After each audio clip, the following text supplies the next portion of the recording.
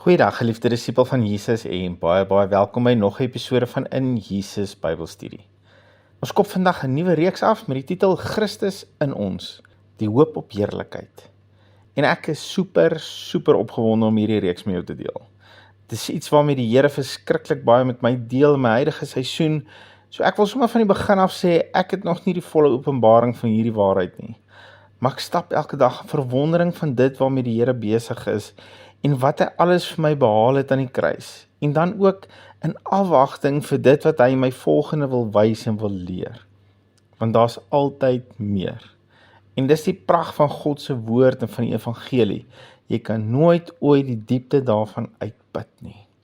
So die tema van hierdie reeks kom uit Kolossense 1 vers 27, wat in die 2020 vertaling so lees. God het besluit om aan hulle bekend te maak hoe ryk die heerlikheid van hierdie misterie vir alle nasies is. Christus in julle, die hoop op die heerlikheid. Nou van die staanspoor af wil ek 'n vraag antwoord wat moontlik by jou opkom, en dit is, nou van wanneer af gebruik Jacques nou die 2020 vertaling? Want ek gebruik mos 99% van die tyd die 53 vertaling. Wel, kom ek net weer sê, ek dink nie daar's 'n absolute regte vertaling nie. Ek dink daar's wel verkeerde vertalings, maar hulle is gelukkig in die minderheid. Maar wat ons altyd in gedagte moet hou wanneer dit kom by verskillende vertalings, is dat hulle almal opinies is van mense oor wat in die oorspronklike grondteks bedoel is. Onthou, die Ou Testament is in Hebreëus en Aramees geskryf en die Nuwe Testament in Grieks. En die uitdaging vir vertalers is natuurlik dat nie een van die weergawes van hierdie oorspronklike tale mee gebruik word nie. Alhoewel Grieks vandag nog bestaan, is dit lankal nie meer die antieke Grieks wat in Jesus se tyd gepraat is nie. Alhoewel die Jode vandag nog Hebreëus praat, is dit geensins dieselfde as die Hebreëus en Aramees wat in die Ou Testament se tyd gebruik is nie. Maar sonder om nou in te veel detail in te gaan en die kruks van die saak te verloor, wil ek net hierdie in jou midde los. Elke vertaling is 'n persoon of 'n groep persone se opinie wat in die oorspronklike grondtaal bedoel is. En soos met alle menslike opinies, is hulle maar soos 'n neus. Daar's altyd 'n paar gate in hom. En daarom kyk ek graag na verskillende vertalings of dan verskillende opinies om te probeer om 'n geheel prentjie te vorm van wat daar bedoel is. Nou hoekom sê ek nou eintlik al hierdie? Want hierdie vers in Kolossense 1 vers 27 is 'n klassieke voorbeeld van hoe verskillende vertalers die oorspronklike bedoeling geïnterpreteer het. Die 53 vertaling sê byvoorbeeld dat hierdie verborgenheid van God, wat nou geopenbaar is Christus onder julle, die hoop van die heerlikheid. Hulle vertaal dit as Christus onder julle. Die King James en die New King James vertaal hierdie stukkie as Christ in you, the hope of glory. Hierdie twee Engelse vertalings, saam met die 2020 vertaling, verwys spesifiek na Christus in ons. En dis waarby ek wil uitkom. Dis waarmee die Here besig is om met my te deel. Dis die misterie wat deur die eeue verberg is, maar wat nou bekend gemaak is. Christus in ons. Christus in ons. Christus in jou. Dit is die hoop op die heerlikheid. Kom ons lees net hierdie gedeelte saam met die vorige verse, sodat ons net seker maak ons bly binne konteksie. En omdat ek vers 27 vanuit die 2020 vertaling gebruik het, gaan ek die ander verse ook uit hom uitlees. Kom ons begin hier by vers 24, waar Paulus dan skryf, nou is ek bly oor die lyding wat ek om julle onthaalwe verduur.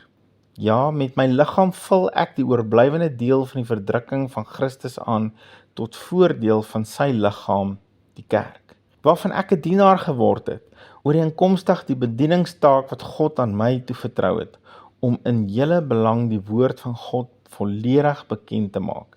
En dan in vers 26 begin hy praat van die misterie. Die misterie wat vir eeue en geslagte lank verborge was, is nou aan sy heiliges bekend gemaak. Vers 27. God het besluit om aan hulle bekend te maak hoe ryk die heerlikheid van hierdie misterie vir alle nasies is. Naamlik, Christus is in julle, die hoop op die heerlikheid.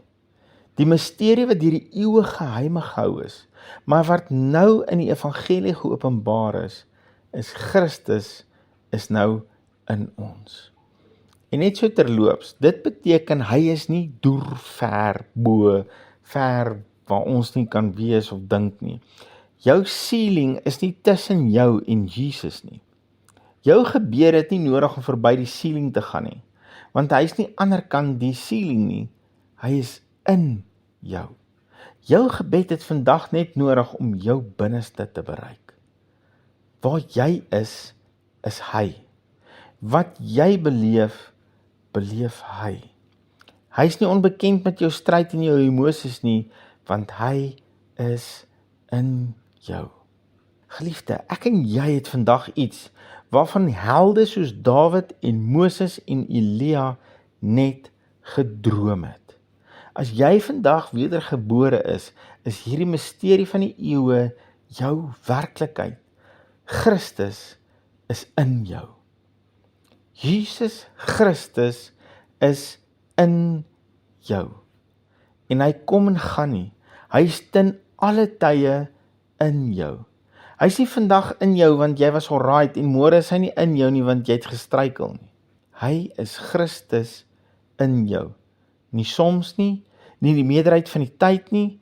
Hier staan, hy is Christus in jou. Klaar.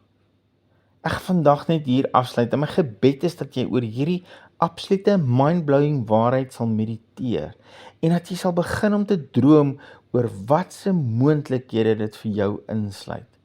Christus is in my.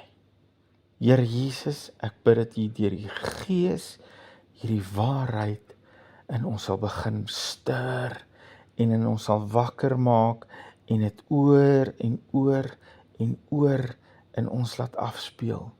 Christus is in my. Dit is die hoop op die heerlikheid. Dankie Here. In Jesus naam. Amen.